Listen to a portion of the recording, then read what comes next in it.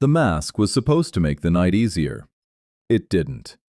She hadn't planned to sing tonight, but the mask made it easier to say yes, as if the woman singing wasn't quite her, wasn't quite anyone the room could hold accountable in the morning. She closed her eyes and let the first line carry the rest. They said, "Don't show your heart tonight. Keep it hidden, keep it light. But the music knows my name. Even masked, I burn the same. Every stranger wears disguise. Truth is written in the eyes. So dance with me before the dawn, before the masks are gone." The room broke into applause as the last note faded, warm and unhurried. She'd been felt, not just heard. Her bodyguard was already at the edge of the stage, hand out to help her down. "That was amazing, Miss Benson." "Alice," she said, taking his hand but not his correction. "Tonight, just Alice." He nodded once, disagreeing without saying so. The band eased into something slower, couples drifting toward the floor.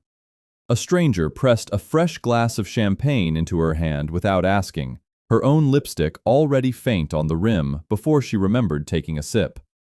She didn't notice him until he was already close. "They said, don't show your heart tonight," he said, quiet. "Keep it hidden, keep it light." What came next hadn't been in her song at all. "But some hearts don't take instruction well. Mine didn't, watching you sing it." She turned fully toward him. "You added that." "I did." "That's not fair. You're supposed to quote me, not outdo me." "I didn't say it to outdo you." A small tilt of his head. "Dance with me, and I'll let you decide whose line was better." She let him lead her onto the floor before she'd technically said yes. Up close, the mask couldn't hide the certainty in how he held himself, and when he spoke again, an accent underneath the careful English told her exactly where he was from. "You're Korean," she said. "You're perceptive," he said back, amused. "You're not exactly subtle about it." He almost laughed, the first unguarded sound she'd gotten out of him all night. They talked through 2 songs, about nothing that mattered and everything that did, until she said, simply, "I'm Alice." "Alice," he repeated, like he was making sure it would stay.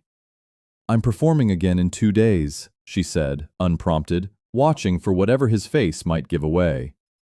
"Another party. Smaller, but the music's better." "Where?" She told him, and something in the way she said it made it feel like an invitation dressed up as information. "Miss Alice."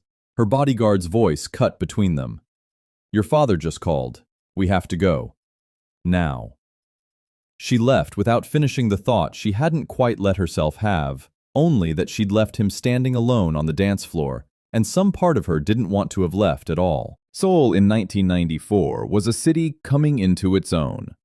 Cranes over the skyline, neon spilling across the Han River at night. New money mixing with old family names that had run this city long before anyone cared about stock prices or export numbers. It was beautiful in the way cities are when they're too busy becoming something to notice what they're stepping over. Few people in its brightest rooms knew or cared that 2 of its oldest families, the Yangs and the Bensons, had been quietly at war longer than the city had had a skyline at all. It had been 3 weeks since the fire at the port, and Richard Benson was still furious about it every time he read the papers. "Do you understand what this cost us?" He set the newspaper down harder than necessary, the article's tally of losses still visible above the fold. 3 weeks, and we've done nothing. "That's exactly my point." Jamal, Alice's twin brother, leaned forward, jaw tight. 3 weeks of nothing tells them we're weak. Every day we wait is a day they think they got away with it. Retaliation isn't a schedule, Jamal. It's a decision. Then decide.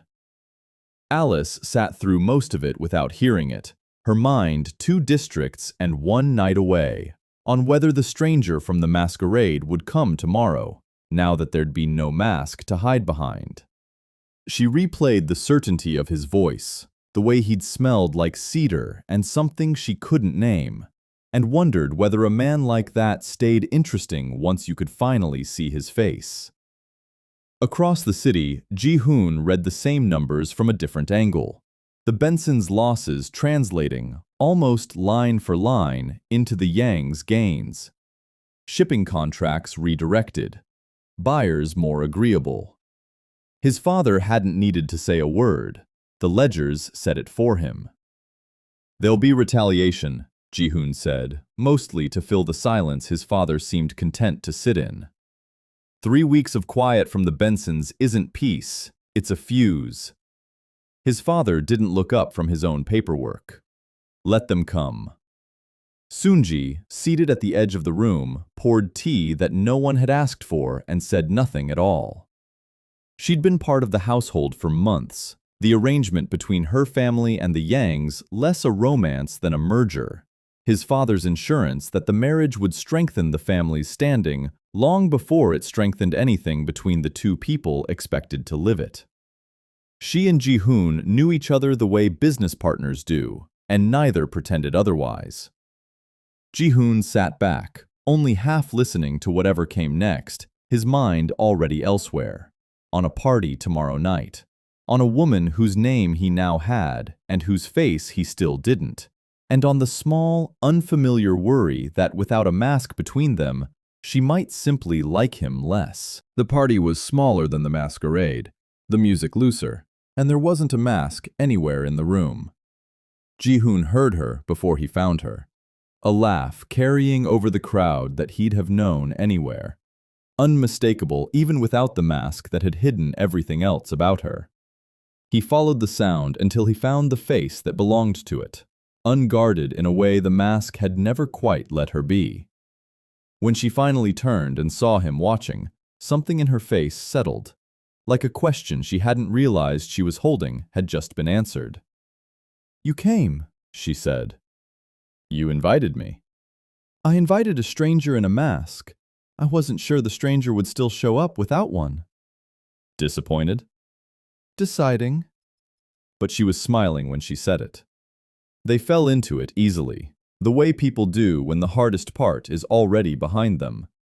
She teased him about the record playing, some new song everyone at the party seemed to know the words to except him, and he admitted, without much shame, that he'd never been to a movie theater on purpose in his life, which she found more scandalous than anything else he'd said all night. "Everyone's seen it," she said. "It's practically a requirement." "I'll take your word for it." "You say that like you won't actually go." "I might, if the right person asked." She laughed, and it did something to him that the whole rest of the party hadn't managed. They talked about nothing that mattered for the better part of an hour. Songs, films, the particular chaos of Seoul traffic, the way she still hadn't gotten used to how loud the city got after midnight. "You still haven't told me your name," she said eventually. "Not since the mask came off." "Ji-hoon." "Just that?" "Just that. For now." "Mysterious." She said it like she didn't entirely mind. "Careful," he corrected. "There's a difference." "Is there?" "Ask me again sometime, and maybe I'll show you." Her bodyguard appeared at the edge of her vision before either of them noticed the hour, his patience clearly thinner than it had been the last time. "Miss Alice, your father's asking for you." "Of course he is," she sighed, but there was no real frustration in it, more the practiced resignation of someone used to nights ending before she wanted them to. She turned back to Ji-hoon. "I have to go." "Same as last time." "Not quite the same." She held his gaze a beat longer than politeness required. "This time, I'd like to see you again. On purpose." "Where?" "I'll think of somewhere." A small, private smile. "Somewhere with fewer bodyguards." She left without looking back this time, and Ji-hoon stood there long after she'd gone, turning over the fact that for the first time since the masquerade, neither of them had needed a reason to hope there'd be a next time. They'd simply agreed there would be. By the time the hillside had become a habit, neither remembered which Tuesday had made it official. They'd been meeting here for weeks, long enough that Ji-hoon knew which spot on the rock held the day's last warmth, long enough that Alice had stopped pretending she wasn't disappointed on the nights he was late. They talked about everything and nothing, the easy kind of conversation that only happens once two people stop performing for each other. "My brother would probably like you," she said one evening, leaning back on her palms. "He doesn't like anyone, on principle." "High praise, then. Don't let it go to your head." Her smile faded. "I think he's seeing someone. He's been strange lately, sneaking off at odd hours. Maybe he's just tired of explaining himself to you. Or maybe he's finally figured out he's allowed a life I don't get a full report on." "He's a grown man," Ji-hoon shrugged. "He can see whoever he wants, whenever and wherever. That's just being an adult." "Spoken like a man with secrets of his own." She laughed. "Every man in this city acts like his own life is classified." "Only the interesting ones." "Then tell me something classified." Her tone stayed light, but there was a thread underneath it. "What family are you from? I want to know." It didn't land right away. She heard the name the way you hear something in a language you're only half fluent in. Present, understood eventually, but not immediately.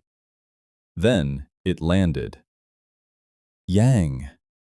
She said it back to him, flat. "You're a Yang." "Alice, my family hates yours." Her voice had gone cold and unfamiliar. "Do you have any idea what your people have cost mine? What they've taken?" "You're a Ben." "Yeah, I'm a Benson." Confidence hadn't been there a second ago, but it was now. Alice Benson. "The whole of Seoul knows how wicked the Yangs are," she went on. "And I've heard a Ji-hoon oversees the whole operation." She couldn't picture it, couldn't square the man in front of her with whatever she'd imagined at breakfast, but she believed it anyway. It had been a daily sermon in her house for as long as she could remember. Something in Ji-hoon hardened before he could stop it. "You don't know anything about my family. You know what your father's told you, not the truth. So enlighten me." "My father built something out of nothing in a city that would have buried us otherwise. That's not wicked, that's survival. Maybe if your family had survived anything, you'd understand the difference." Alice went very still, and he heard it land nowhere close to where he'd meant it. "That came out wrong, Alice. I'm sorry." "No." Her voice was quiet now, worse than if she'd shouted. "I think that's exactly what you meant." I can't take any of this tonight." She was already moving, gathering herself the way people do when they need their body to look calmer than they feel. She walked away without looking back, and Ji-hoon stood there long after, replaying the exact second he'd said the one thing he couldn't take back. Neither of them reached out, and their lives kept moving without them. Badly. Ji-hoon sat through meetings he couldn't remember afterward, his attention somewhere on a hillside he'd told himself he had no reason to keep returning to. Do-hyun, his personal assistant, noticed, the way he always noticed, and said nothing, the way he always knew when saying something would only be for his own benefit and not Ji-hoon's. Alice fared worse. She kept to her room, picked at meals until someone finally stopped asking her to finish them, and answered questions from her family in the fewest words she could manage without it seeming deliberate. She told herself this was what handling it looked like. It didn't feel like handling anything. It was Alice who broke first. She went to the hillside without deciding to, the way a body finds its way back to a habit it never fully unlearned, and found him already there, sitting exactly where he always sat, like he'd been waiting longer than made sense. She didn't slow down. She crossed the last few feet at something close to a run and wrapped her arms around him, holding on longer than either of them could have explained, her face pressed into his shoulder like she was making sure he was real. When she finally looked up, her eyes were wet, and he reached up without thinking and wiped the tears from her cheeks with his thumbs, gentle in a way that felt like an apology he didn't have words for yet. "I know what this is," she said. "I know exactly how dangerous it is, what our families would do if they knew." "I don't have a way to make this safe. Not yet. Maybe not for a long time." "I'm not asking for safe." She let out a breath that was almost a laugh, almost a sob. "I just missed you more than I was scared of any of it." He took her hands in his, turning them over like he was memorizing them, and for a while they simply stood there, foreheads close, saying nothing that needed saying out loud. "My brother will definitely not like you now," she said eventually, a small, watery laugh breaking through. "So much for that theory." "I'll survive the disappointment." "You say that now." "I mean it now." He tucked a strand of hair behind her ear, unhurried. "Whatever this costs later, I'd rather have had this than not." She leaned into him, and for that hour, on that rock, the danger waiting for them on both sides of the city felt, briefly, like something they could outlast simply by choosing each other again. He noticed the small things first, the way people always do when they've become fluent in their own kind of secrecy. He and Sunji spoke only when there was something to speak about. A household matter, a wedding detail, the occasional dinner where silence would have looked worse than conversation. There had never been much more between them, and Ji-hoon had never gone looking for more. His days belonged to the family business. Whatever hours were left over, he spent on a hillside with a woman he actually wanted to see.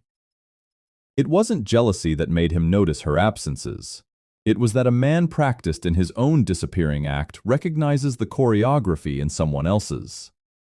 What made it strange was that she went alone. No driver, no guard. Unheard of for a woman of her position. She'd slip out, an errand named just vaguely enough not to invite a follow-up question, and come home with a lightness that hadn't been there when she'd first arrived 6 months ago. Ji-hoon told himself it wasn't his business, for exactly as long as it took to recognize the shape of his own excuses reflected back at him. He followed her on a Wednesday, telling no one, not even Do-hyun. She drove past where he expected her to stop, left the car tucked against a curb far from anywhere notable, and hailed at a taxi the rest of the way. The kind of care that told him more than her silence ever had. She led him, without knowing she was leading anyone, to a quiet tea house 2 districts over. Through the window, he watched a man reach for her hand before she'd even settled into her chair. An easy gesture, the kind that only comes from months of repetition. Ji-hoon didn't recognize him. He watched long enough to be certain, then left before either noticed. He told his father that night, framing it as a security concern rather than anything personal.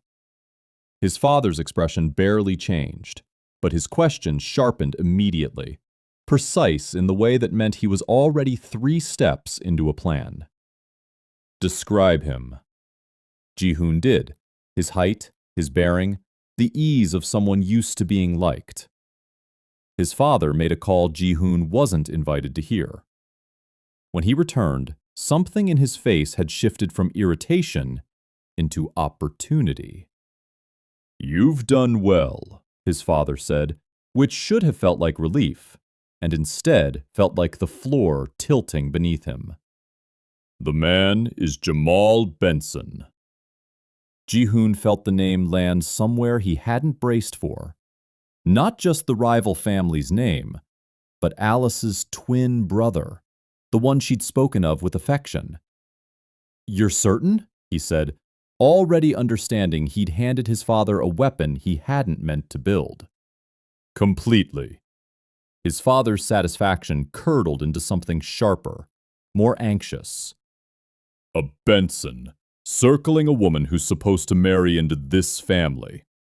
That's not a coincidence.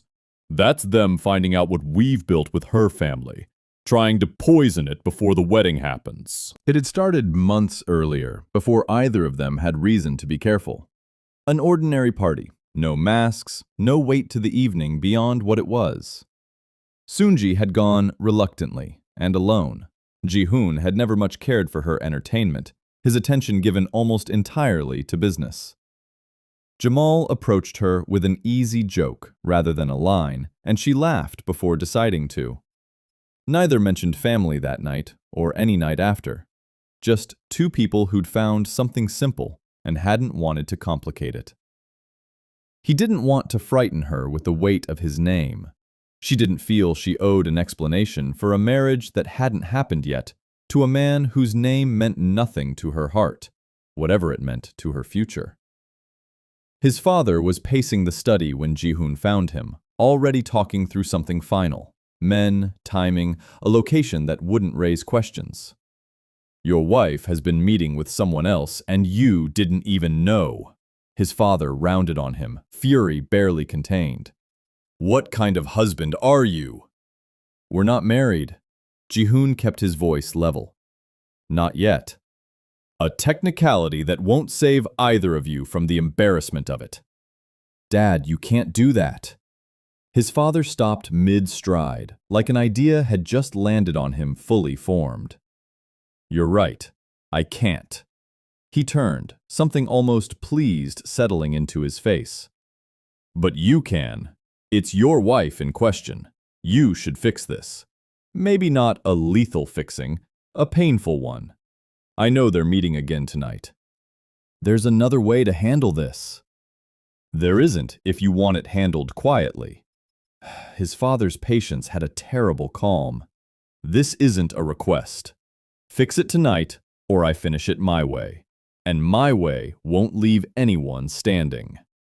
Ji-hoon spent the hours after searching for a version he could live with, something smaller than his father wanted, and larger than his conscience was comfortable with. A warning, not a beating.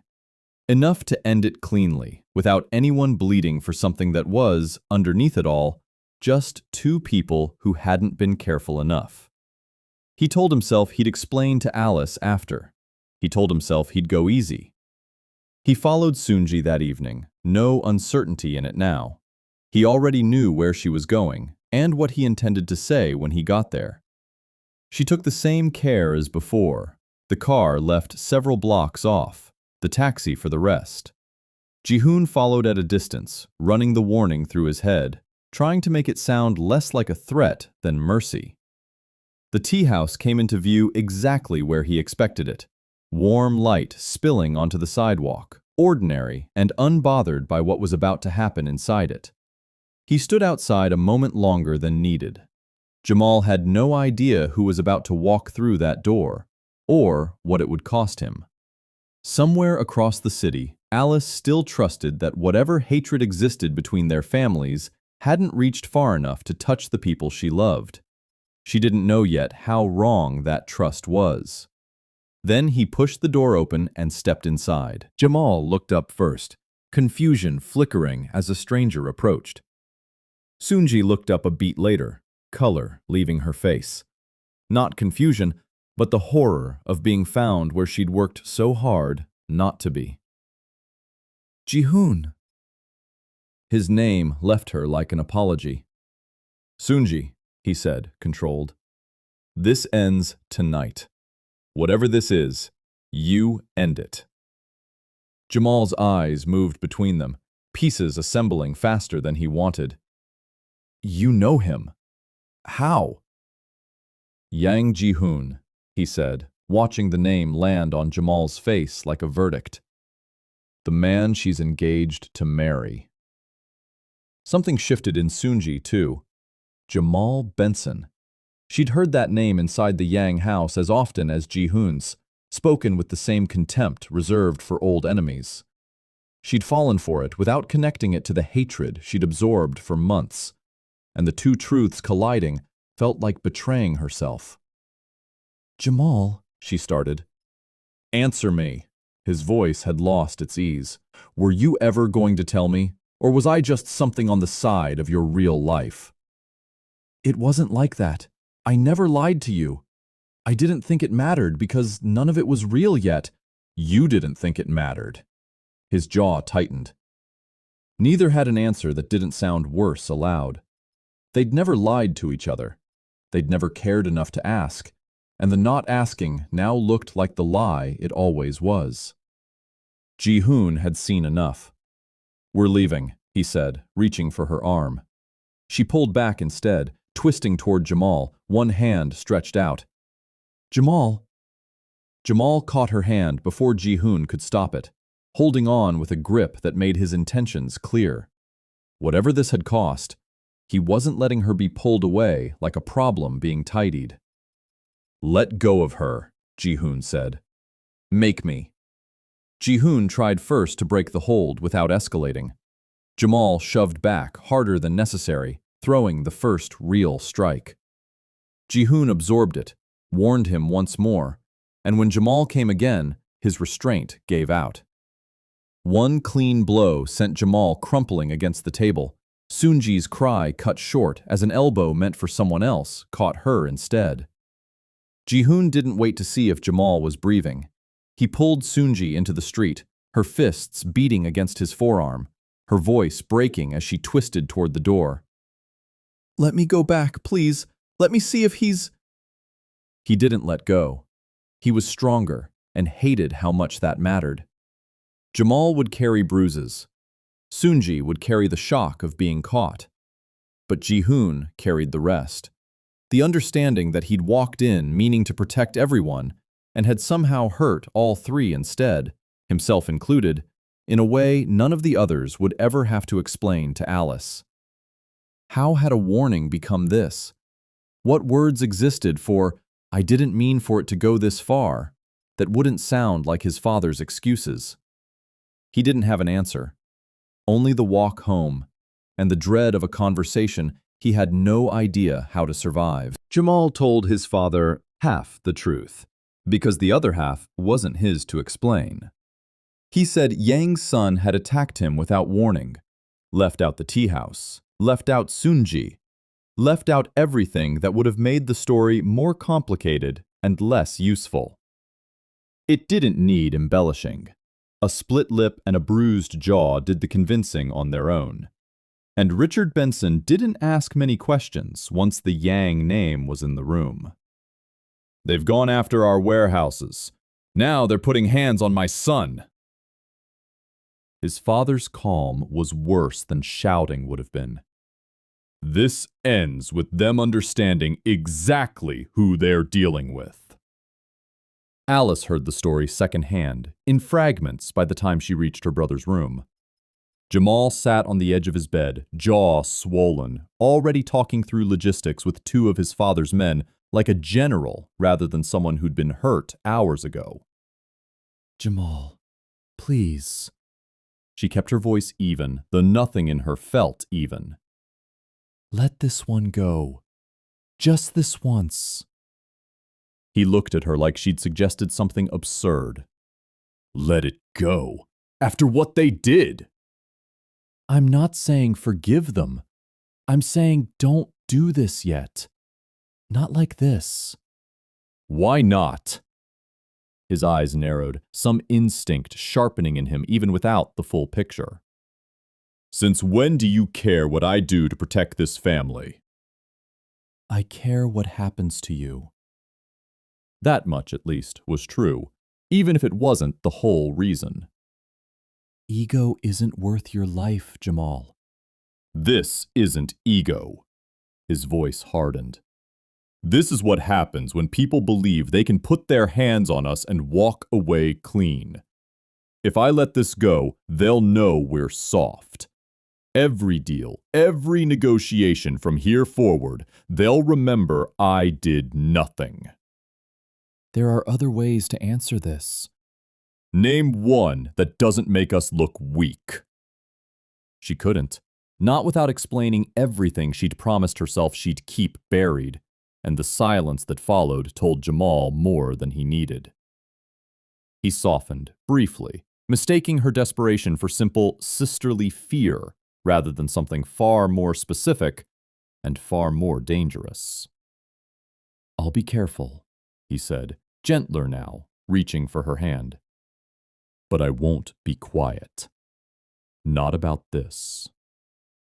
He went to their father that evening and asked for men and weapons and permission, and got all three without much resistance. "This weekend," his father said, "and when it's done, leave a note on his body. Nobody messes with the Benson family and lives to tell the story." Alice stood outside the study afterward, hand pressed flat against the door, already dreading the version of the weekend that was now being planned on the other side of it. A version where the only way to warn Ji-hoon meant doing something far worse than seeing him in secret. It meant working against her own family, actively, to protect him. She came to the hillside without sending word first, which told him something was wrong before she'd said a word. "Alice, about your brother," he started, the apology already forming, heavier than he'd expected it to feel out loud. "There isn't time for that." Her voice was tight, controlled like panic held back by will. "They know about the drop. Whatever your family runs every weekend, they know you're the one who oversees it. That's the target, Ji-hoon, not a warehouse. You." Ji-hoon went very still. He didn't need to ask when. He already knew the schedule better than anyone. "This weekend," he said, more to himself than to her. "That's what I heard." Her hands shook, though her voice stayed level through sheer will. "I shouldn't be telling you this. I know exactly what it makes me." "It makes you someone trying to keep people alive." He reached for her hands to still them. "That's all." "Tell me how to stop it, without anyone finding out it came from me." He didn't have an answer yet, only a plan half-formed and already moving. He went to his father that night, framing the warning the only way he could without revealing its source. "There's word the Bensons know about the weekend drop," he said. "Safest to move the handoff. Keep me away from it until we know more." His father listened with the stillness that meant he was 3 steps ahead. "That's sensible," he said, and Ji-hoon felt something in his chest loosen, believing for one foolish moment that caution had won. "I'll see that it's handled." It wasn't caution his father had in mind. Within the hour, he was on the phone with men Ji-hoon wasn't meant to know about. Ji-hoon spent the next 2 days believing his father had rerouted the drop and let the danger pass. He told Alice as much on the hillside, some of the old ease returning to his voice. "I'm handling it," he said. "The drop's been moved. Your brother will be safe. And you're safer than either of us, in my arms."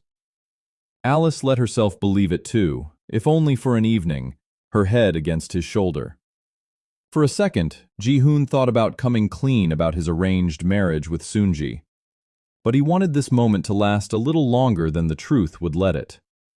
The city lights spread out gold below them, while somewhere across that skyline, men were already counting out rounds of ammunition for a drop that was never going to happen the way either believed. Jamal moved on the drop exactly as planned, believing surprise was still his. It wasn't. The envoy his men closed in on held nothing but decoys waiting for this moment. Out on the water, a boat's running lights blinked steadily, red and green, patient as a held breath, while Jamal went down before he understood he'd been outmaneuvered. They left him where he fell, a note pinned to his chest. No one messes with the Yang family and lives to tell the story. A few hours later, Alice heard the news through the wall before anyone told her directly. The sound that left her wasn't one she recognized. Her legs gave out and she collapsed against the cold floor. Across the city, Soon-ji heard it first from a maid's hushed voice in the hallway. Benson and Dead, spoken together before either noticed her close enough to hear. The floor seemed to tilt beneath her. She made it to her room before collapsing onto the bed, into a pillow, mourning a man the household believed she had no right to grieve. She was still gasping into the pillow when she heard Ji-hoon's raised voice down the hall. She followed the sound, grief still wet on her face. Ji-hoon found the man there, still going over details with the calm he'd used to order it. "You did this." His voice was barely a whisper. "I asked you to move the drop, not to kill him." "I protected this family," his father said, and didn't even look up. He continued, "You should be thanking me, not standing there like I've done something shameful." He was going to leave it alone. "You're upset over a Benson?" His father met his eyes, genuine confusion beneath the coldness. "Explain why that troubles you when it's exactly what this family has needed for years." Ji-hoon had no answer that wouldn't unravel what he'd spent months protecting, and his silence answered for both of them. Soon-ji, pressed against the wall outside, heard none of the satisfaction she'd expected from a man who'd just lost a rival. Only devastation. Grief this raw for someone Ji-hoon had never claimed to know. She never understood whose grief this belonged to, and it did nothing to ease her own. Ji-hoon left the house without telling anyone where, driving to the hillside out of habit more than hope. He waited an hour. Alice never came, and some part of him understood why. He wrote what he couldn't say aloud, folded it once, and tucked it beneath the flat rock where they'd spent every Tuesday learning each other. He didn't see Soon-ji in the shadows below, having followed him the whole way, silent and unnoticed. When he was gone, she climbed up slowly, retrieved the paper, and unfolded it with hands still shaking since she'd learned whose misplaced trust had set the death of the man she loved into motion. She didn't need to reach the last line to understand how much this changed. What she didn't yet understand was how much power it would hand her,